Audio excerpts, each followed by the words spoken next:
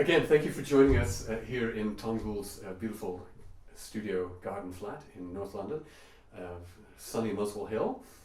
We are going to look now at classical music that might be influenced by jazz fusion music, even eighth note, even quaver music.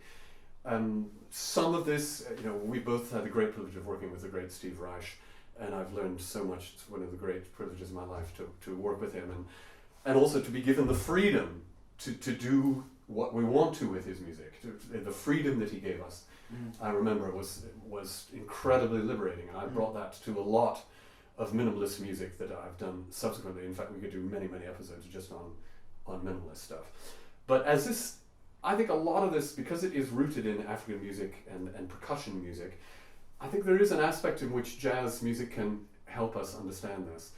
And this middle section of the double sextet, some of these slow movements of Steve can sound a bit Herbie Hancock-like. I hope Steve wouldn't mind me saying that. They have, and I think, and that's not to say he copies it, but I think in terms of the way we think of playing it, that floating quality is an interesting thing for us to explore in the way we play, for example, a very straightforward tune, like this middle one, not too romantically, but still with a certain direction. Give us, just play a little bit of this for us.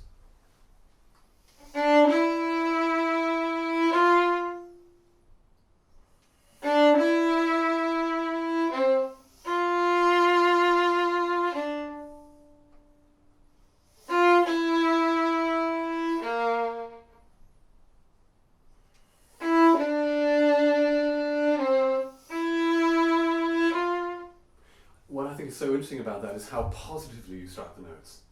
You don't sneak in with them, do you? And I think that's absolutely right. You're surrounded by typical Steve Reich sort of ensemble vibraphones or pianos or whatever are vamping at this moment, and you need absolutely to start with, as you would if you were in a jazz group playing. Yeah. There is a rhythm section. Yeah. And I think that informs, it's interesting how instinctive, though we didn't talk about that, how instinctive it needs to be played like that. Well, I think the way that Reich uses strings, it has to be very homogenized, because he uses a string section like a synth. Yeah. So it only works if everybody has exactly the same attack and sort of rather kind of blocky. You sustain the note to the end. You have to use very little vibrato, if any at all. Yeah. And when you work with him, usually he asks for less vibrato. Yeah.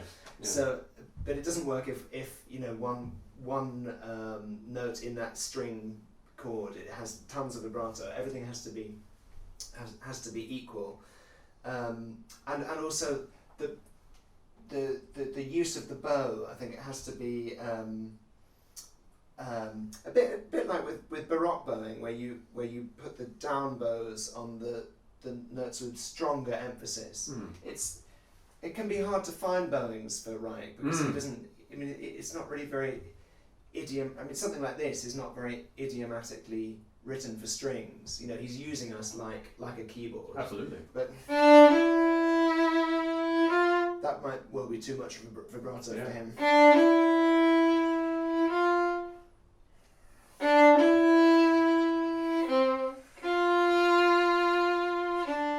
So it's not very, in a way, it's not very poetic playing. I mean, you're not required to do that. You're required just to kind of do what it says on the tin and hold the notes at the full value and not kind of overphrase or overcomplicate. Yeah, brilliant. Let's move on to the faster music and this excerpt of City Life. And I think this is so interesting for people to hear the way Steve likes this to be played. So this is from Different Trains. This is from City Life. Oh, sorry, this is City Life. Okay. Yeah. So there's a very similar bit. Yeah, it's very similar bit in Different Trains, and again, it has to do with the choices you make and the undulation you make and the individuality with which you play. Let's hear you play a little bit of this, because it is very similar to the bit. But the words that are coming through the playback are check it out. So that's what we're trying to. Exactly. You're emulating check it out.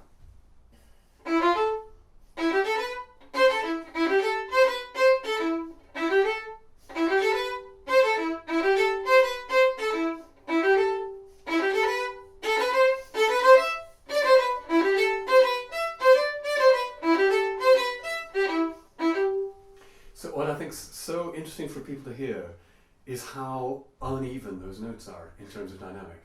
You know, they're no one note followed by the other followed by the other are not the same. Right. And that he really allows and encourages that Yeah. for you to make those, and they can be different every time. And he also likes that. Yeah. But I thought that's the decisions you choose to make are so interesting. And to just talk a little bit about that stroke, because that's such a perfect stroke for this music. So it's quite an upper half stroke. Mm-hmm. So we're sort of up here, middle of the bow and above, and it's quite an on the stroke, but it's also allowing the bow to kind of do its thing, which means that there's going to be a little more weight on the down bow than an up bow. Check it out. Yeah. Clearly is down up down. Yeah, absolutely.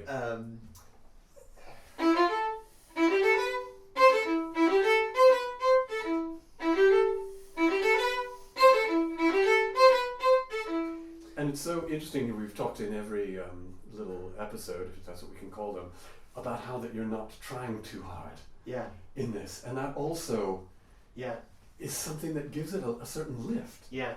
It has a lift as opposed to a kind of pisante. There's no pisante in this at all, is it? Yeah. It's absolutely it's music that has a propulsion. Yes. And you're able to achieve that. Well, so this is single strings, isn't it? It is. Yeah. And most Reich pieces that I've done have been single strings, and also I'm used to doing Reich when it's amplified. Yeah. It almost always invariably is. apart from Pulse. Yeah. Which can be done unamplified. But I think pretty much all these pieces are designed to be played when you've got a microphone right here. Yeah. So, you know, I always think it's not a case where we might be playing in the Barbican, which seats 2,500 or whatever. big place, but you know, you don't need to play with that kind of articulation when you're actually trying to send the sound back there. That's right. You only have to send the sound here, and then you leave everything to Ian from Sound Intermediate. That's right, absolutely. Or Steve Reich might be on the desk. Indeed. So you don't need to play louder than. When I'm making the notes up. And you can just really focus on the quality of the sound that you're making, and that you don't, you know, you're not sort of kind of forcing or getting any kind of into the sound. You know, we were talking about it with. For this, you don't want. You want kind of the opposite. You really do. Yeah, you want a sort of lightness, a sense of line, and you also are able so easily to feel those rhythms in large blocks. I can tell you're not nervous about coming in on the second semiquaver of a beat. Right. You're able to round those out. Yeah, and that is such a goal for people who are not used to playing this music. It's not to read it one beat at a time. It is this similar kind of rule to playing swing. I mean, it's not. This isn't obviously this isn't swing, but it's the same principle that you have to back off some notes so that you can allow others. You know, you pick your notes. And you let the other ones take care of themselves. Just play a little bit of that again just to finish off the episode, because I love listening to you play that music.